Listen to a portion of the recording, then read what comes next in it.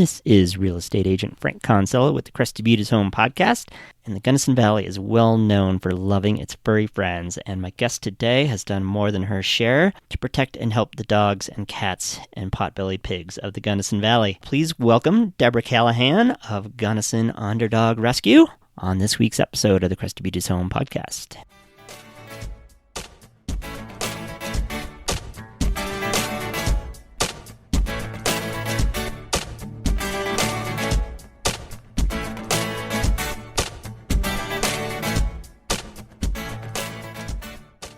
Today on the Crested Butte is Home podcast, my guest is Debra Callihan. So tell us a little bit about yourself and where you're from.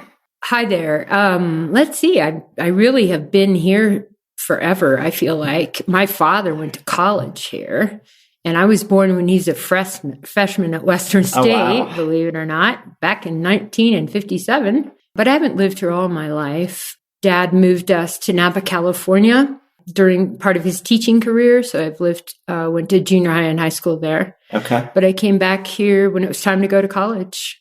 Went back to Western. Mm-hmm, yeah. Okay. Followed in his footsteps at Western. Mm-hmm, I did. So you grew up in elementary school in Gunnison then? No, we were at various places where he had teaching degrees. Kremling was one of them, and Fountain, Fort Carson, and then moved to California.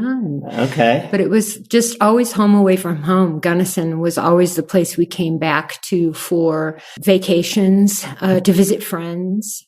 So when my brother and I, Larry and I, got old enough to make a decision about where to go to college, this was an obvious choice. Both chose Western. Gotcha. Mm-hmm. I know one thing you mentioned when you were in Napa that you worked at wineries. I want to hear more about that. Yeah. Well, I think, when you grow up in Napa Valley, and this is back in the 70s, it's osmosis. You just sort of, wine or about wine, and there's nothing that particularly special about it. It's just a big part of the culture there. Mm-hmm. So one of the high schools, for instance, is named Vintage High School. Okay. And so back in the day, they would actually allow you to work at the wineries and pour wine before you were 21. Give tours and that sort of thing. And that's what I started out doing. Yeah. And then special events and that kind of thing. But yeah, the wineries were a big part of my life.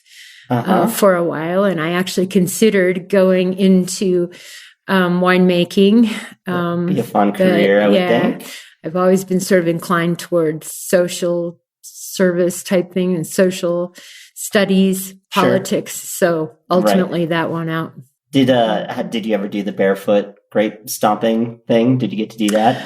No, nobody actually does that. I mean, except for fun, right? And there are festivals where they get a little jiggy with it and have a little fun like that. But part of my last job there at Trefethen Vineyards actually was helping to describe wines.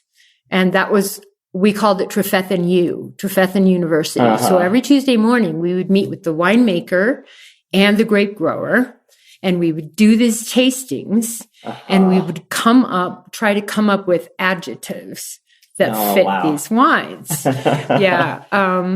And that was amazing. That was amazing because there's wine chemistry involved and, and all of that. But that was also made for a really giddy day the rest of the day, right? So, That sounds fun. I mean, what's written on the bottle is always super fun, right? Right. All the chocolate and tobacco and leather. All the different peppers. things. Yeah, right. That would be really hard to do.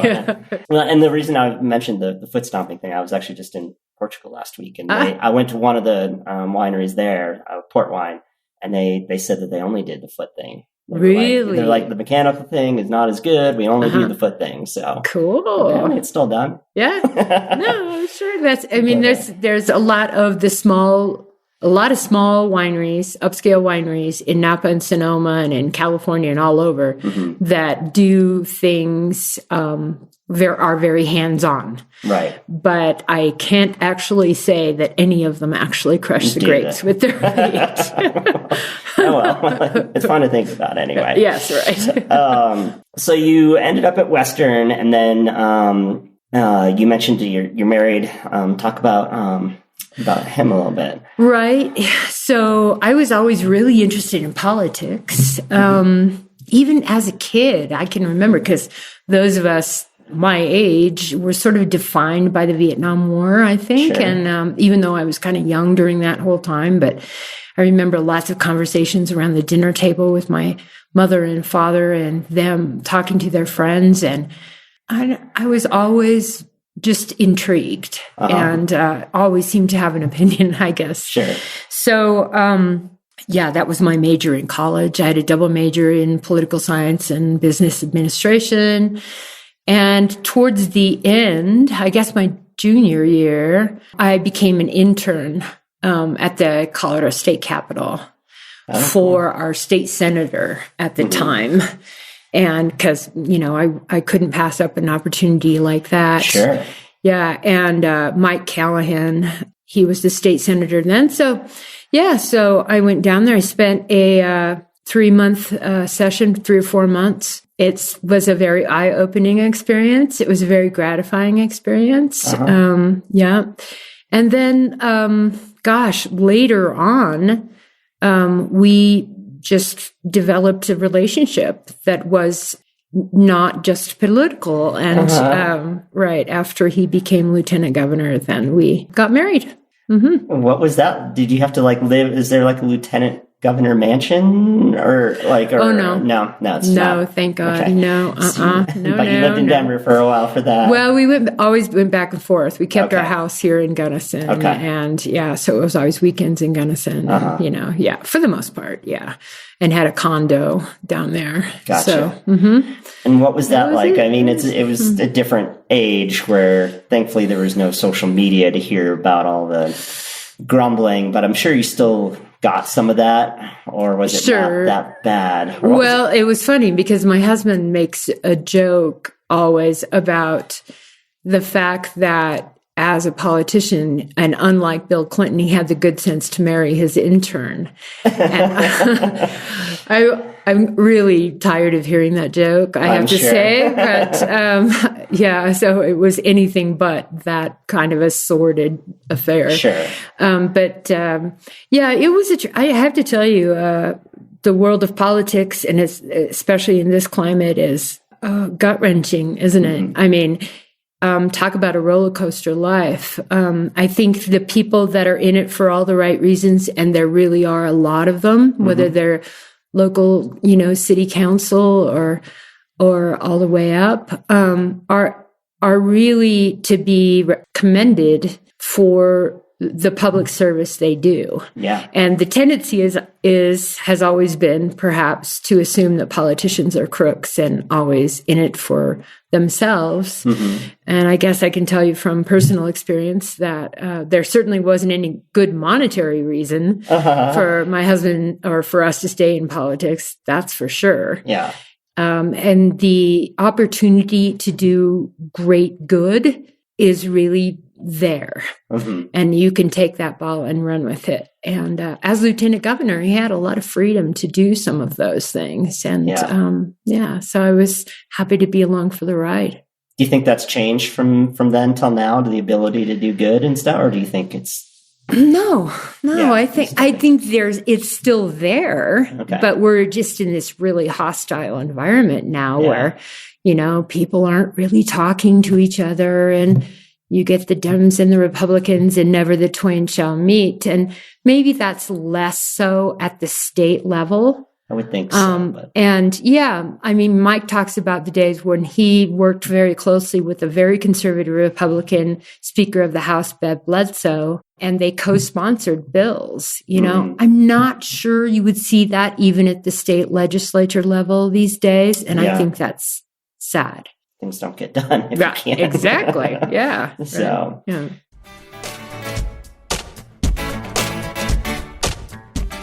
In the Crested Butte Real Estate Minute, many of my buyers over the years have purchased, at least in part, due to their pets. Most of the condos around here do allow pets for homeowners, but at the same time, many of them do not allow pets for renters, whether they're long-term or short-term. There are a few exceptions. Paradise Condos, Elk Ridge, where I have a really nice listing currently, and the Grand Lodge, a couple of floors there, they will all let you rent to people with pets, but those are just a few exceptions. If you're interested in knowing more about that, just give me a call. My name is Frank Kinsella. My phone number is 970-596-7990, or you can go to my website, crestedbutterealestateagent.com, and shoot me an email from the contact page there. Let's get back to the interview.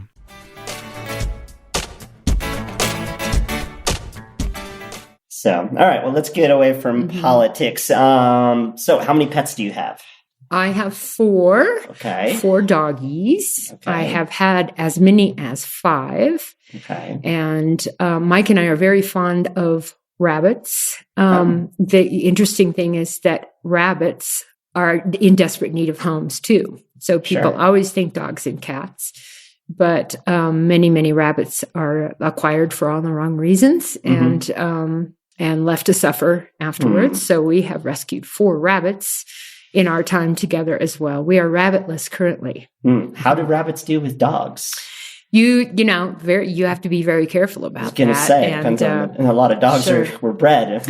Right. So we were just on it, training our dogs that, no, these rabbits are not for lunch. And and they got it. They listened to us, and we know how to train them properly, I guess. There were times when the rabbits and the dogs were all watching television with us, and we were lucky with dogs that perhaps didn't have a huge prey drive. Right. So, right. Yeah. Start with that. Right. Well, let's talk about your involvement with local pet shelters and rescue and things like that. So I know you've had some different roles in the past, so just start from the beginning, I guess. Yeah, and I'm not really exactly sure when this started to come about. There was an organization, the first of its kind really in the Valley, called Gunnison Animal Lovers. And they came into being in the early 80s. And they formed an organization as a response to the amount of dumped animals. And that they were finding, particularly, unfortunately, that the college community was most at fault. So every beginning of May, after graduation or in the middle of December, you could always count on loads and loads of these animals just being dumped. It was just awful, just abandoned. And so they formed this great organization. They did great work for, 14 years or more than that, perhaps. Gunnison Animal Lovers. It was just this really strong group of a few women, and they spent their own money. They did a few fundraisers, but they spent thousands and thousands of dollars of their own money helping these animals. And then they got burnt out. Sure. Because it just such an enormous thing. And then one of them even went to the hospital, with a stress-related issue with their heart, just because it really is. It's an emotional toll, for sure. It's terrible. It's just, really hard thing to do sometimes. And they said, we've got to turn this over. And they wrote a letter to the editor. And those of us that I would pat her on the back, or I'd pat him on the back, and I'd say, you're doing great. And I'd write him a check every once in a while, but I never really did anything. Yeah.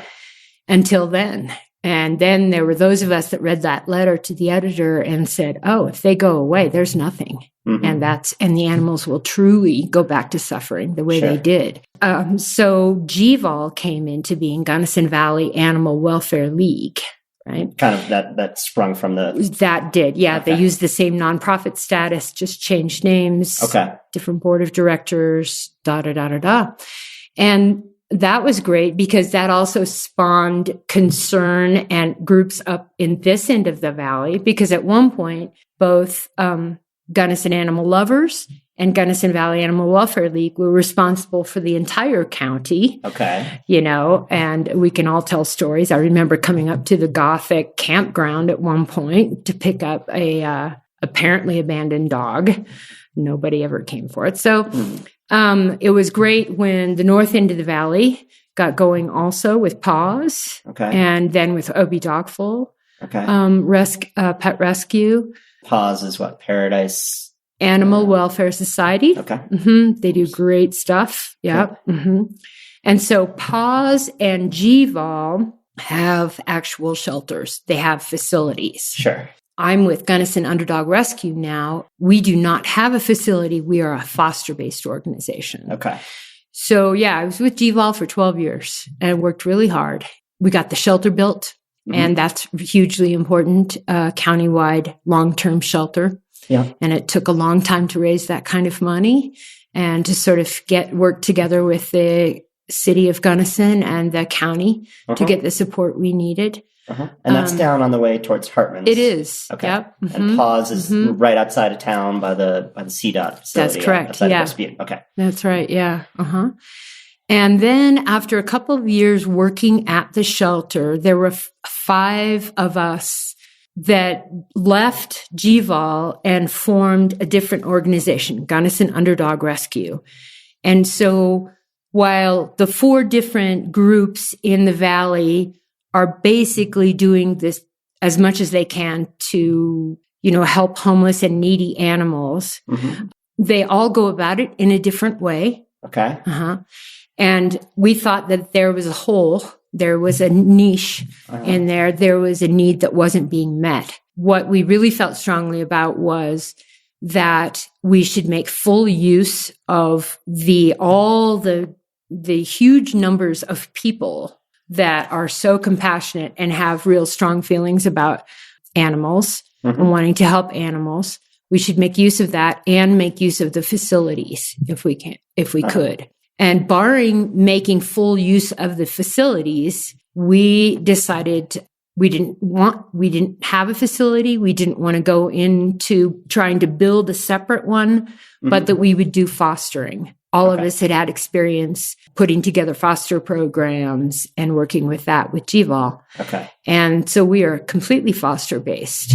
So with very few exceptions, all of our animals go into foster homes. And obviously that's a real plus. Animals that go into homes, whether they've had issues or not, are just going to be more adoptable. They're going to be happier. I don't care how nice your facility is. Right. It's not a home. That's one of the big differences there. When there's a dog or a cat that doesn't seem to have a home, how is it decided if it goes to Paws or GVAWL or you guys, or how's that work? Yeah, it's actually worked out pretty well, even without it being written in stone, so to speak. But the nice thing is Paws takes in the stray animals or the at-large animals in the north end of the valley, pretty much everything north of Round Mountain. Okay. And so the sheriff's office will call Paws, or somebody who picks up the dog will call Paws, and Paws is great about getting them in there and making sure they're safe and sound. And then they advertise.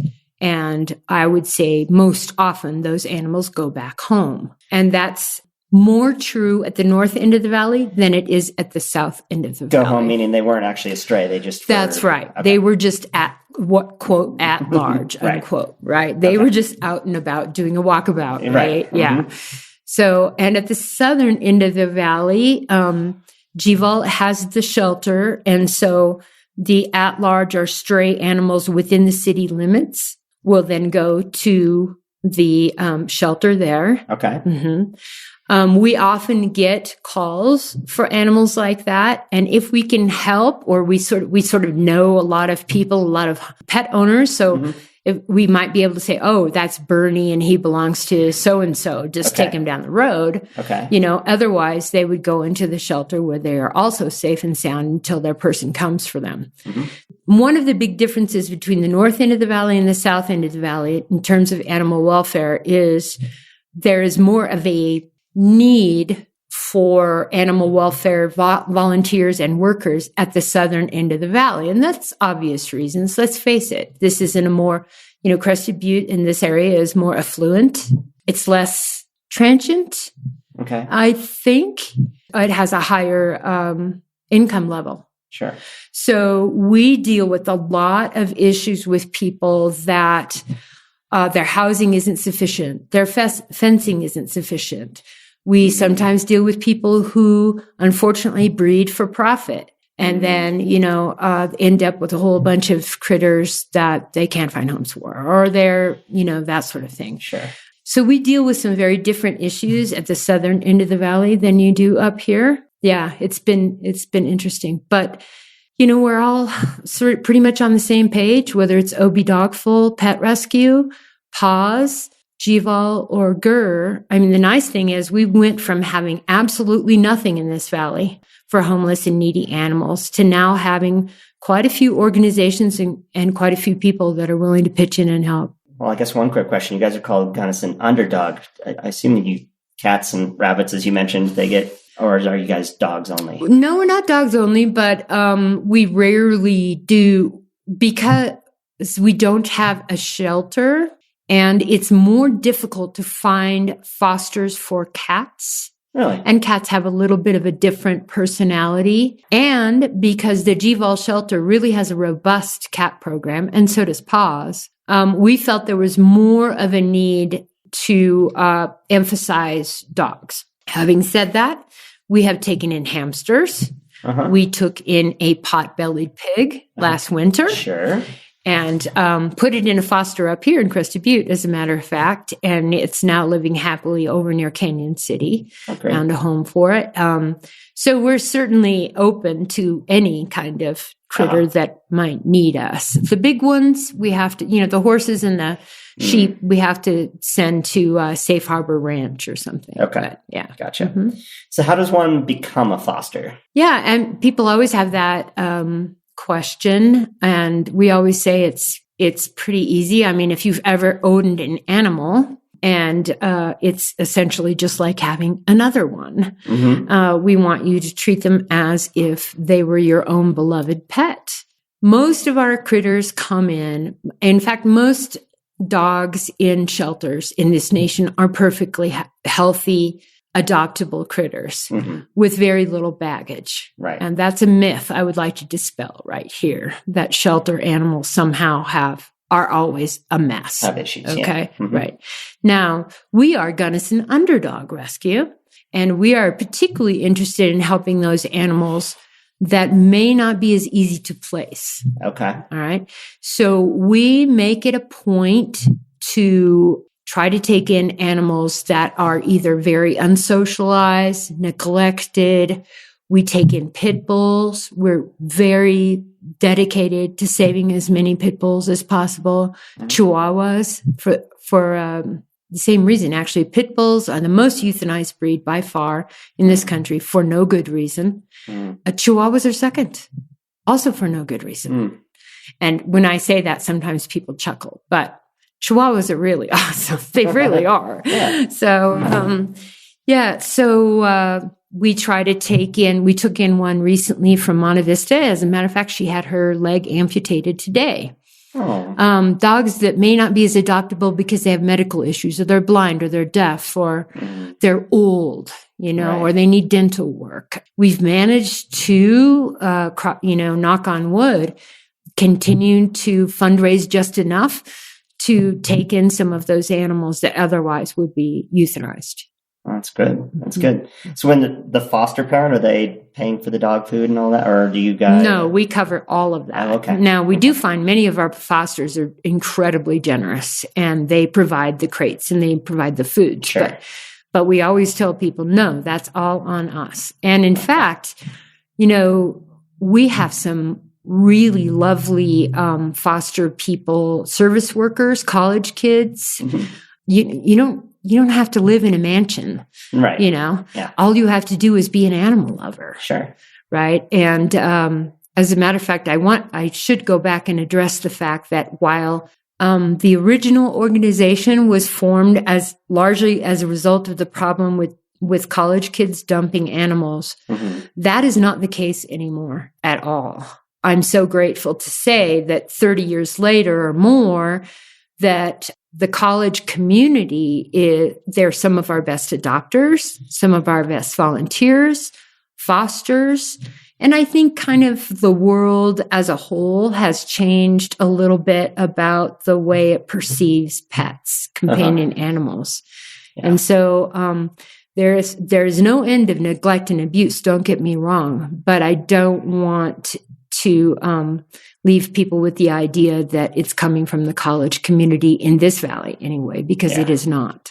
Like you see that being a perfect opportunity for a college student, because they, their life might change. They may graduate, move away, and not be able to take their dog or cat, which is what led to the problem before, but they can foster for. It's so perfect. It really, really is. And, so we would love for the campus to be a little more dog friendly or cat friendly or something, so that we could maybe include more students who have reached out to us about fostering, but of course, no pets on campus. Right. That's a problem for sure. Yeah. So how does someone adopt a pet, and what's the screening process and all that? How does that look for you guys? So we're pretty hands-on. We try not to have a long drawn-out process of applications and let's go check your income level and la, la, la, la. We get to know people on a one-to-one basis, like you and I are sitting here. So we do interviews, personal interviews. That's the first thing we always do is meet people. And if somebody, for instance, needs to give up a pet, we'll want to go to that home where the pet is and have a conversation with the family, meet the animals there, and see if there's any way that they can be persuaded not to give up the pet. Perhaps they're just not aware of the options for training. Perhaps they're not aware that sometimes a veterinary issue can solve your cat peeing outside of a box, for instance, or something like that. So that's another part of our mission is let's see what we can do to keep the animal in the home before we agree to take it. And but as far as back to adoptions, no, we have a 1-page form. And after we feel comfortable with you and you've done a trial run, so to speak, we call it foster to adopt, then you pay a nominal adoption fee, $150. That helps us cover the spay, the neuter, the vaccinations, the heartworm test, and the dog is yours. Now, the nice thing about doing this in this valley is it's such a small valley. That we are able to do a lot of follow-up. And we're very serious about that. We follow up on our adopters. See how they're doing. Pretty religiously. I mean, I'm sure sometimes we sound like little old mother hens, but people tend to appreciate it, I think, more often than not. You never know. How do I get this dog to sleep all night? If I've got a puppy or, those kinds of things, we're happy to talk with them. Most of our adopters are in our phones. We have their contact information. We even follow them when they leave. We have somebody that just moved to Michigan, but no, pretty basic beyond the fact that we're just going to try and get a good feel for you. No, that makes sense. We actually adopted our cat from a Siamese rescue foster system. That was interesting for sure, because we did have to sign basically a contract that she would never be allowed outside. They're an inside only cat organization, because cats tend to not get killed outside by cars and owls and everything else. And so that was really interesting. There was a lot to if we ever gave her up, we had to take her back to them. We couldn't find a neighbor and something. That's in our contract also. That's it. Interesting. There you go. Cats, though, are kind of a whole different ball of wax. In this valley, it's very difficult to convince most people, I think, at least at our end of the valley, that cats should always be indoors, which is what we always recommend. Indoor cats live longer. It's just the truth. And they don't have less of a quality of life as long as you keep them busy inside the house.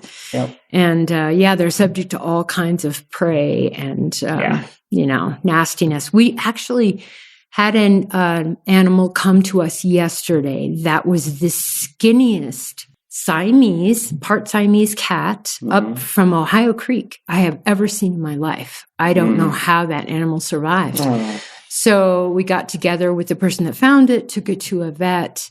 The vet said, really, I think this animal's going to be okay, but it's the most starved thing I've ever seen. So it now has a home with the people that found it, and they're just gradually going to, feed it back to health, and then we will help them spay it when it's a bit stronger. Good. What do you think are some of the reasons for homeless pets in the Valley today? I mean, you mentioned the college earlier, but is it the lack of rentals that allow pets? Is it just people moving? Is it income? What are some of the reasons that there are homeless pets?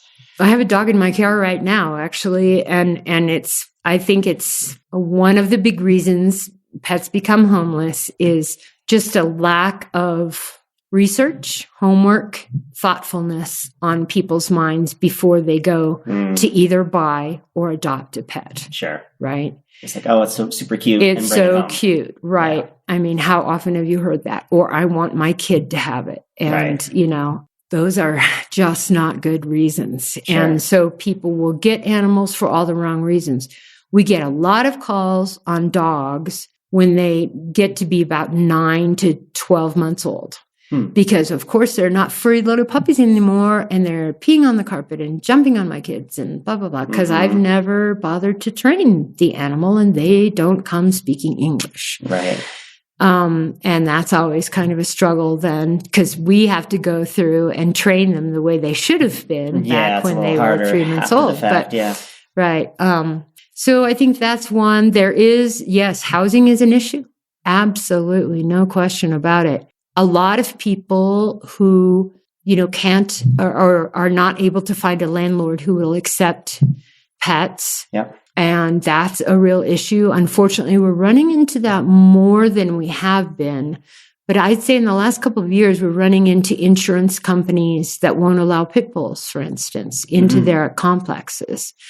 And, it's a pretty pit bull friendly valley. But we're starting to run into that a little bit. That's interesting. For, again, all the wrong reasons. Any advice for someone looking to adopt a pet? Other than what you were just saying with the thoughtfulness and all that. Right. Do your homework, right? Yeah. It's a very rare instance where we don't have an animal go out on a trial before we have them finalize the adoption. Now, that's not always reasonable or possible. We just happen to live in a small little valley where it's no big deal. And that's for you guys too, versus like other places too. Right. But I would say I want to encourage people to go to shelters and rescues and sanctuaries. However, we have ended up with a number of animals, including the one that's in my car right now, where somebody just said, let's go look, right? Sure. You go in, you walk in. What are the odds you're not going to come out with an animal, right? Yeah. It's pretty low. And sure enough, that was not a good plan, And make sure you do your homework on the kind of thing you need. A lot of shelter workers, rescue workers, worth their salt, are going to be completely honest with you.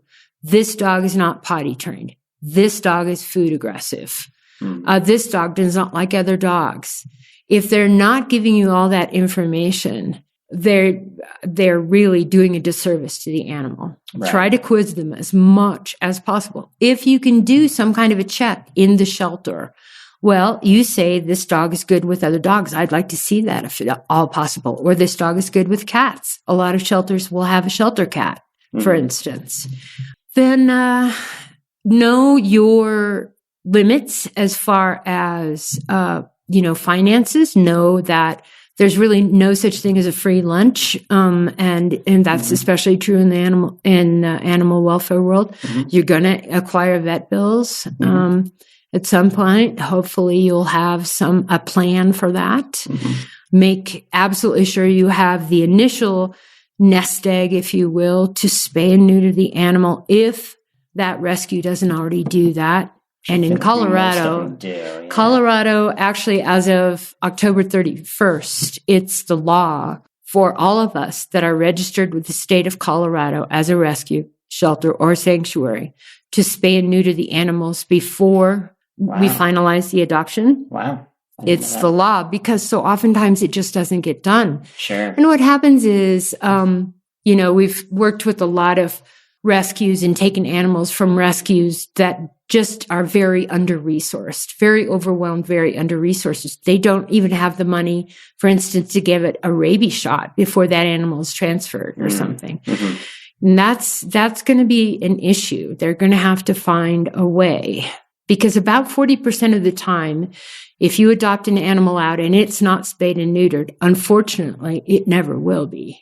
Wow. Which is it's crazy. That is crazy, yeah. Mm-hmm. Mm-hmm. Well, I guess even though this is your interview, I'll give my advice for any cat lovers out there. And my wife and I, her cat that she got before we met, she got when the cat was like 2 years old or something. And like you said, they have such personality, and sometimes it's not a good one, let's face it. But the nice thing about getting an adult cat was, they're not as, they don't get picked up from the shelters as much. But more importantly, they have their personality. Mm-hmm. The cat we have now was interesting. We were going to see a different cat at this foster home, and it just wouldn't even come within 20 feet of us. Mm-hmm. Meanwhile, the cat that we got jumped in my lap, starts purring, grabs a toy, brings it back to me. We're like, you are the coolest cat ever. Like, all right, you're in. Like, let's go. Right. Yeah. So anyway, that's my 2 cents. Sometimes they do pick you, but I have to say, never overlook those that are too shy to come forward initially. Never overlook those that aren't as pretty as the next one or the one with the one eye or something, because they may well need you more than the one that's automatically friendly. I mean, it's true. Many, many, many of the animals that we transfer in have had some kind of issue, whether it's a medical issue or some form of neglect or abuse. Yeah. That's one thing about GVAWL I should get in here, actually, is we, of course, take in local animals that need us. Mm-hmm. But we find that this valley is so attuned to the message of adopt, don't shop, that we can find homes for those local animals and still have lots of holes for animals from other places.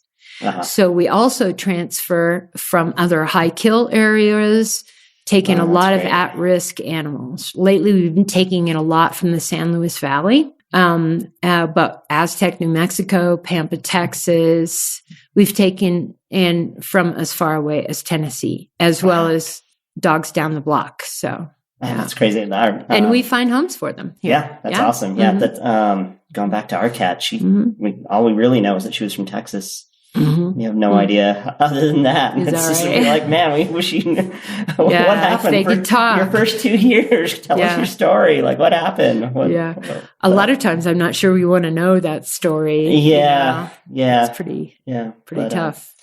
Well, let's start to wrap it up a little. The Gunnison Valley is home for you. So why do you choose to live here?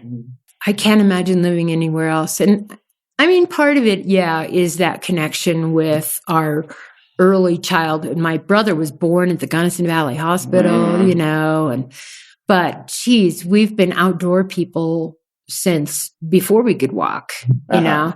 When my dad was in college here, I can remember one of our favorite things was going on hikes and picnics. It didn't cost anything. They didn't have any money. Right.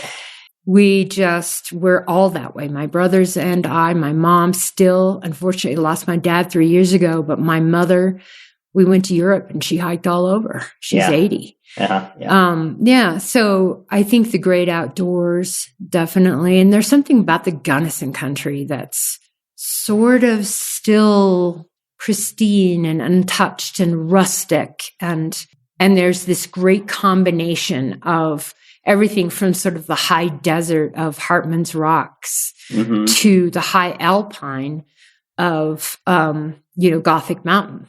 And then there's the Blue Mesa if you'd like to play in the water. I can't see living here if you didn't appreciate the outdoors at some level, at some significant level, right? But then there's all these other things, people coming out of the woodwork that are so talented. The arts and music community is amazing in this little valley. I'm always amazed at the people that I run across, and I didn't even know they were a painter or a dancer or whatever it was. So, I mean, you don't have to be, a killer skier to enjoy this area. There's lots to do inside as well as outside. Where can people learn more about Gunnison Underdog Rescue? So we're pretty easy to find on Facebook. We're very driven by Facebook. It's a small little valley, and that works well. And I think there's a lot of reasons maybe to not like Facebook very much, but animal welfare is not one of them. So, and it's Gunnison Underdog Rescue -GUR. Okay. That's our Facebook page. But the easiest way is actually to text me, and that number is 970-209-7030. Okay. And I'm available by text a lot more than by phone or by calling. Okay. A lot of times, but I try to get back with my messages. And then we do have a website. I'll be honest, not a great website. I'm going to work on that. But we do have a website, GunnisonUnderdogRescue.org. Anything I should have asked that you're thinking you want to mention? Yes. Okay. I guess our mission is been to, in our own small, teeny tiny little way, to be a part of reducing the suffering and needless deaths of healthy adoptable animals nationwide. The statistics are staggering. The amount of those animals that get euthanized every year simply because they don't get adopted. Yeah. So our message is, please adopt, don't shop. Okay. And the two-pronged approach to making this a no-kill nation, or a valley for that matter, is adopt, don't shop, and spay and neuter your critters. And we have a program, we call it GURSNAP, Gunnison Underdog Rescue Spay Neuter Assistance Program. We work with a local vet who gives us a great rate, and we offer that assistance by donation to people. So, I think any rescue group worth their salt needs to have a robust program of spay neuter assistance. Awesome. All right, last question. Who else should I interview? Kent Viles, who is this amazing musical talent who, he developed the Debra guitar, and he runs Castle Creek Guitars in Gunnison. I think he's an amazing guy, and very unusual story, really. He went to Western State, studied music, and he's been in the musical world ever since. So, awesome. Right. Great. Start there. All right. Okay. Sounds good. Well, thanks so much for coming up to Crested Butte and interviewing, and for all your hard work and saving dogs and kitties and thanks for adopting a homeless critter. Yeah. Let us know if you want another one. One is good right now. Yes. And I don't know what she would think about sharing the attention. She's an attention hog. So cats can be funny that way. Yeah, for sure. So, all right. Well, thanks so much. Sure. Thank you. Thanks for listening to this week's episode of the Crested Butte is Home podcast. You can find all of the other episodes at crestedbutteshome.com or on your favorite podcast player. You can also find me on Facebook and Instagram at Crested Butte is Home. For any real estate questions, please check out crestedbutterealestateagent.com. My name's Frank Kinsella, and I will see you again in a couple of weeks with a brand new episode.